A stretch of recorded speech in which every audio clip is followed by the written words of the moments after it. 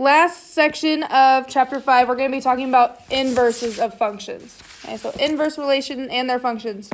First thing we're going to start off with is a table. So here I have a table of a function. The reason I know it's a function is because we have x values being plugged in and we have y values coming out. Okay, so these would be, if I plugged in f of -2, I would get 1 out of that. Okay, so that is a function that we are used to.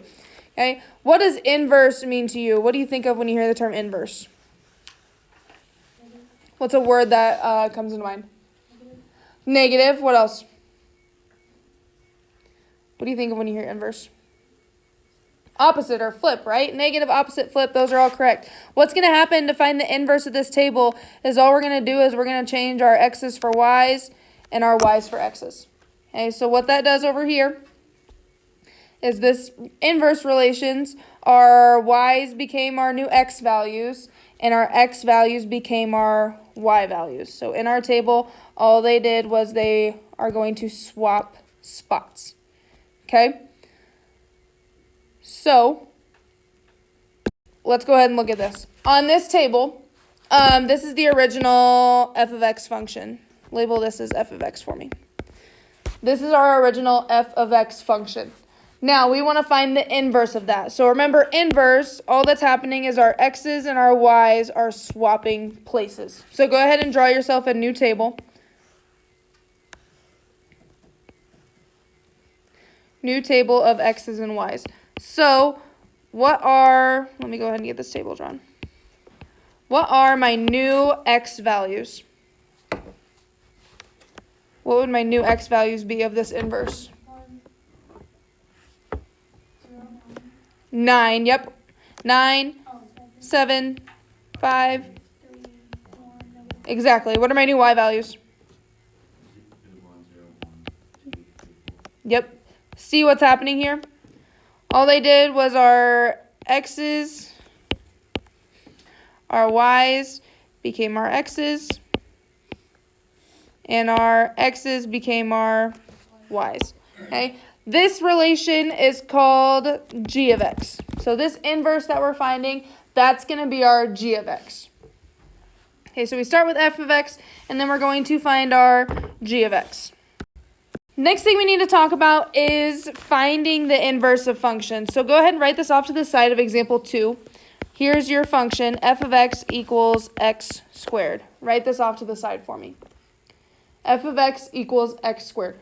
We are going to follow a series of steps. There's 3 steps to finding the inverse. Okay. So, step 1 is we are going to change, and I'll write these down in a second. I want to do an example first. Step 1 is we're going to change f of x to something else that we know it as. What do we know f of x also stands for? Think back to chapter 1. What'd you say? Y. Yep, f of x stands for y. So I'm going to turn this into y equals x squared.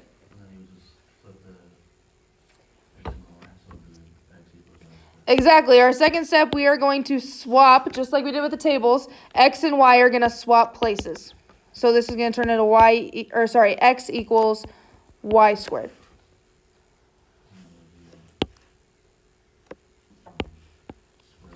Yep, so now the last step is we want to get y by itself. Okay, so this last step is just like solving an equation. How can I get y by itself there? We're going to take the square root of both sides. So this is going to turn into y equals, because these cancel out, and then y equals square root of x. We can't simplify that any farther. That just turns into y equals the square root of x. So we started with f of x. What is this equation that we just got? That's our g of x. Yep. So f of x equals x squared, and then our g of x equals the square root of x. Okay, so these inverses, we're finding the inverses of the original function, and that inverse becomes our second function of g of x. Okay, so I want to write those steps down just so that you have them. Okay, so write this, finding inverses. Okay, there was 3 steps that we took. Okay, what was the first thing that we did with our f of x function? We changed f of x to y. Yep. Change f of x to y. Yep. And then our step 2 was we swapped x and y. Think when I say swapped, they switched positions.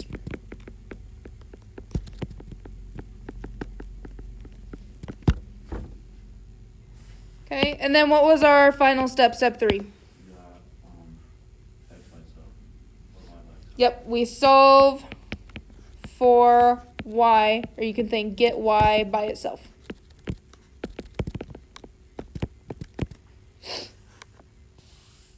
Okay, these are our 3 steps to finding inverses of a function. So go ahead and try this, finding the inverse of this function, your example 2. So go ahead, find the inverse of f of x equals 2x plus 1. Okay. What was our first step to finding an inverse? Yep, we're going to change that f of x to a y. So f of x equals 2x plus 1 changes to y equals 2x plus 1. Okay. What was our step 2? Swap x and y. Okay, so y becomes x and x becomes y. Did I change anything else about that equation other than x and y switching spots? Nope, that's all that happened. And then what do we do for our step 3? Yep, we want to get y by itself. I'm going to rewrite the equation here. So what I want you to understand here, yes, we're normally used to solving for x, but do you agree solving for y is going to involve the same steps we normally do? Okay, so how can I get y by itself? I need to subtract 1 on both sides. So this turns into x minus 1 equals 2y. And then the last step here, careful, I want to get y by itself here. What do I need to do with that 2? I need to divide by 2 on both sides. So this turns into y equals x minus 1 over 2. And we can just leave it like that. I know that doesn't look nice, but one thing I want you to know about inverses is that inverses won't always look as nice as what they started. Okay. What I want us to understand, what does this give us?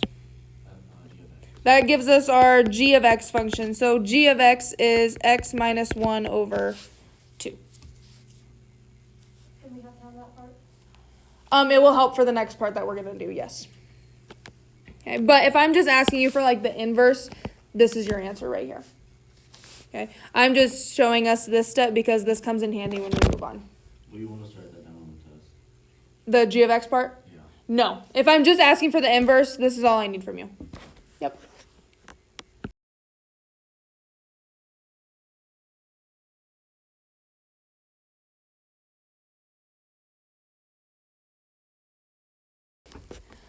Solving for an inverse, what's my step 1? Change f of x to y. So our equation turns into y equals x squared minus 9. Step 2.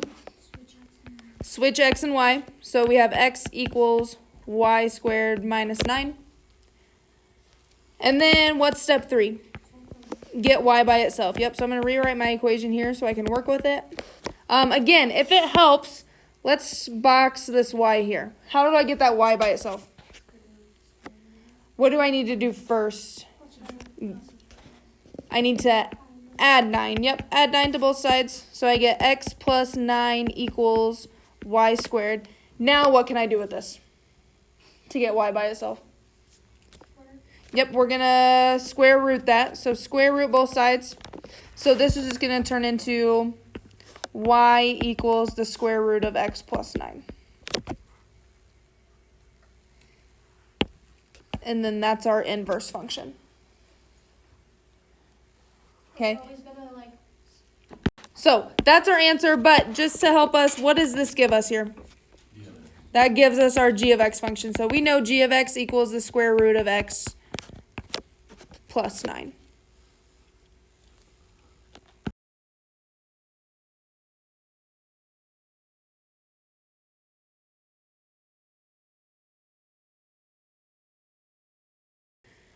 Okay, so we know how to find inverses. I want to verify that they are inverses. But first, we have to find the inverse.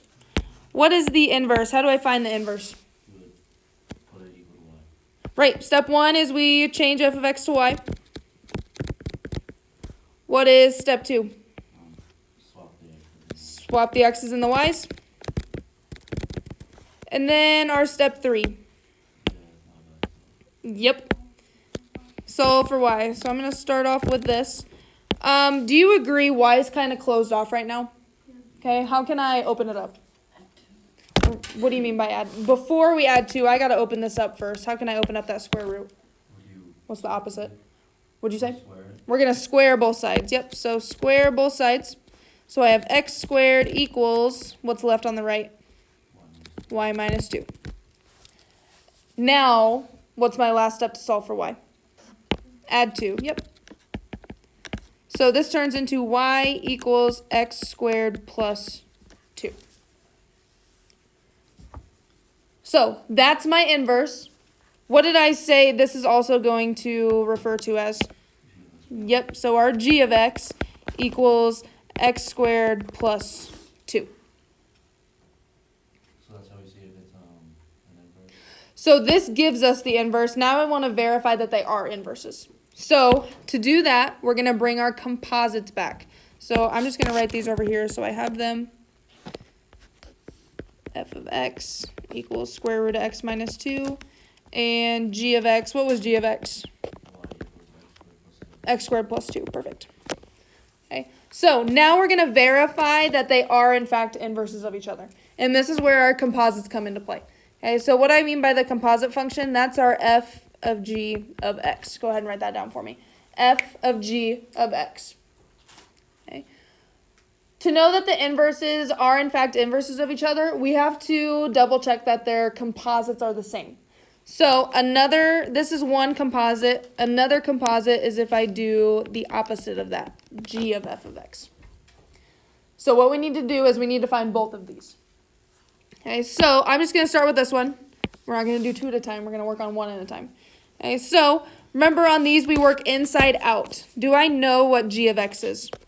What is g of x? X squared plus 2. So I'm going to take this g of x here and I'm going to plug it in here just like we did last week. So this turns into f of x squared plus 2. Now, how do I find f of x squared plus 2? What do I do with this here? Plug it into which function? Yep, we're going to plug this right into our function here. So this turns into the square root of x squared plus 2 minus 2. So I took this and I substituted it in for that x value. So now remember when we get to this part, all we got to do is simplify. What happens? So you're thinking solving. I just want to simplify this as far as I can because there's nothing on this side of the equation. Right? What can I combine? Yep, what happens to the 2's? They cancel because 2 minus 2 is 0. So now we're just left with the square root of x squared. Can I simplify that any farther? Right, what happens to this square and square root? They cancel, right, because they're opposites of each other. So the square root of x squared is just x. Go ahead and circle that. That's our composite for f of g of x. Now, to verify that they are inverses, we have to make sure that g of f of x also equals x. Okay, so to do that, we're going to do the same thing. Do I know what f of x is? Yep, so I'm going to plug f of x into here. What is f of x? Oh, wait, no. Look at your originals. Square root of x minus 2. Good. What do I do with that square root of x minus 2? What do I do with this? Plug it in for g. Yep, so I'm going to plug it into here. So this turns into the square root of x minus 2 squared plus 2. Now I just simplify. How does this simplify? What happens? What do you mean, these twos? So, right idea, but can we cancel this 2 out yet? Because it's inside that radical. But what do you notice happens here? They cancel, right? So I'm left with x minus 2 plus 2. Now, can I combine the 2's? Yep. What is negative 2 minus 2? Sorry, negative 2 plus 2 is 0. So we're left with x. What do you notice between our f of x and g of x? Or, sorry, our f of g of x and g of f of x? Our composites are exactly the same. So, since they are the same, that means, yes, they are inverses. Okay. If your functions are inverses of each other, you should get x for your answers. Okay? You should get x for your answers if they are inverses of each other. If you don't get x and you get something wacky and you can't get x by itself, then they're not inverses. Okay?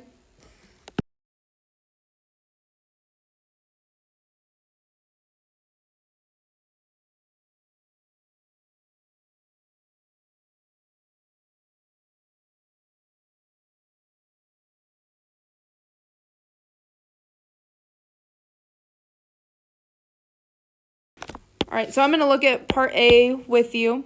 We have f of x equals 1/4 x plus 7 and g of x equals 4x minus 7. They want us to determine if they are inverses. Okay. So to determine if they are inverses, we have to find their composites. What do I mean by composite? G of f of x, right? So I need to find f of g of x, and I need to find g of f of x. I have to find the 2 possible composites. Okay, so let's look at this one together. Do I know what g of x is? Yeah, that's 4x minus 2. Yep, so I'm going to plug in 4x minus 7 into here. So this turns into f of 4x minus 7. So how do I find f of 4x minus 7? You would plug it in for f of x. Yep, I'm going to plug it in for that f of x function. So this turns into 1/4 times 4x minus 7 plus 7. So now remember, once you get to this point, all you got to do is simplify. How do I simplify this side?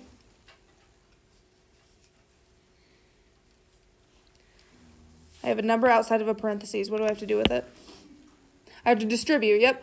If I distribute that, I'm left with x because those 4's cancel each other out. And then this isn't going to turn out very nice, but if I do 1/4 times 7, I'm just going to leave that as negative 7/4.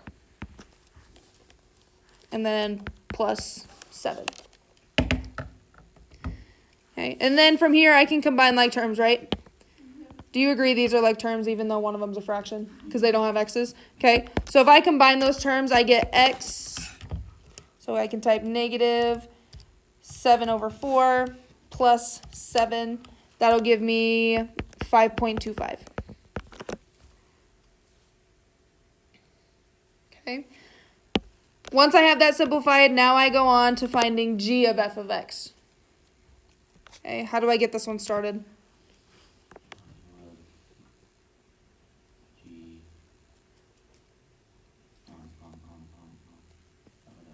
Do I know what this inside is? Oh, yeah. So let's plug in that inside. What is f of x? No, wait, 1/4. There you go. Yep. So plugging in what you know. What do we do with that now? You plug in for x. Right, I plug this in for g of x. Yep. So this turns into 4 times 1/4 x plus 7 minus 7. So now remember, when you get to this point, all you got to do is just simplify. What do I do first to simplify? Yep, I got to distribute here. Again, these 4's cancel each other out, so we're just left with x. And then what's 4 times 7? 28. And then I still have minus 7. What's the last thing I can do here? Yep. What's 28 minus 7? 21. So, So they're not the same. right, what does this mean if they're not the same? Are they inverses? No. Since these are not the same, they are not inverses.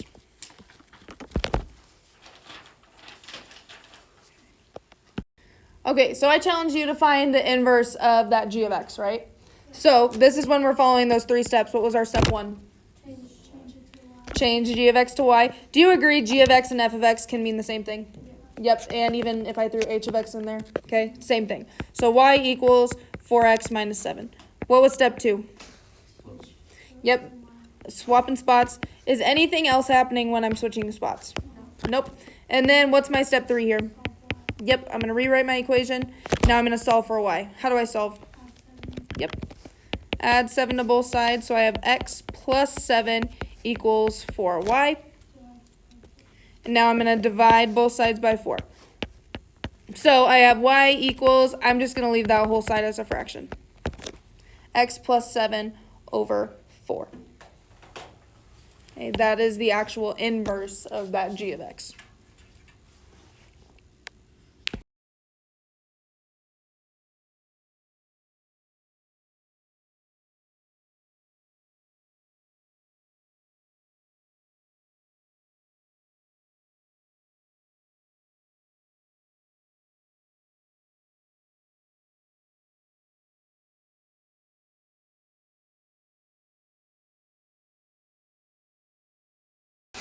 So, finding the inverse of this function up here. So that's our 3 steps, right? What was our step 1? Yep, change f of x to y. So we have y equals negative 1/2 x plus 5.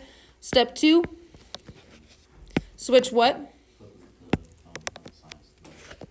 Yep, flip the x and the y. So we have x equals negative 1/2 y plus 5. And then step 3 involves what?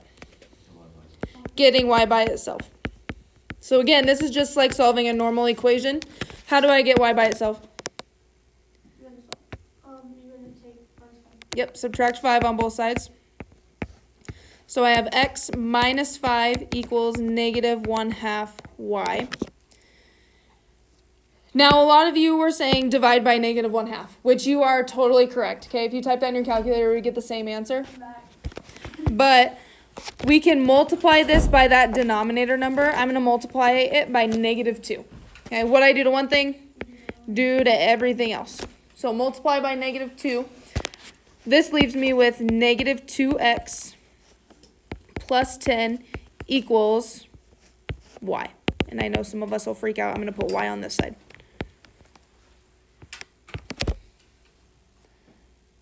Okay. How do I know I'm done?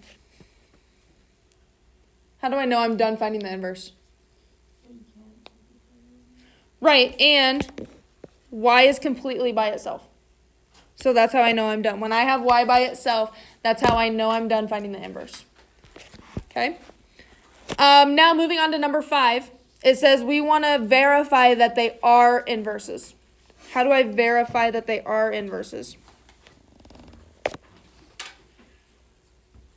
That's where the composites come in, right? Yep. So just so I have them, I'm going to rewrite my functions here. F of x is negative 1/2 x plus 5. What was my g of x? Exactly, it's that function that I just found. Yep. So to verify, this is where our composites come in. So f of g of x, what's my other composite? Yep, it's that g of f of x. And I'll hold that off until we're done with this one. What do I want to do first on this? To find f of g of x. Remember, start inside. Do I know what the inside is? Yes. Yep. So I'm going to plug that inside in. That g of x here, I'm going to plug it in. So we have f of negative 2x plus 10. How do I solve for this? What do I do with this negative 2x plus 10? Yep, I'm going to plug it in right here. So this turns into negative 1/2 times negative 2x plus 10 plus 5. Now remember, we just simplify from here. How do I simplify? Before that, yep, we have this right here. We got to distribute. Here, these 2's cancel each other out, so we're just left with x. And then what's half of 10? 5. Yep, so we have x minus 5 plus 5. Now I can combine like terms. What do I got? Yep, which is 0. They cancel, so I'm just left with x. That's good, right? That means we're on the right track. Okay. What's the second thing I need to find? I need to find the opposite, which is g of f of x. Okay, so remember, start inside out. Do I know what f of x is? Yep, so let's plug f of x into there. So I have g of negative 1/2 x plus 5. Okay. What do I do with that negative 1/2 x plus 5? Yep, we're going to plug it in for g up here. So this turns into negative 2 times negative 1/2 x plus 5. And then don't forget we still have that plus 10 up there. And now we're just simplifying. What do I need to do? Distribute. What happens here is these 2's cancel, so I'm left with x. And then what's negative 2 times 5? Negative 10. And then we still have plus 10. Combine like terms, what happens? Cancel, so I'm left with x. What does that tell us? Yes, they are inverses.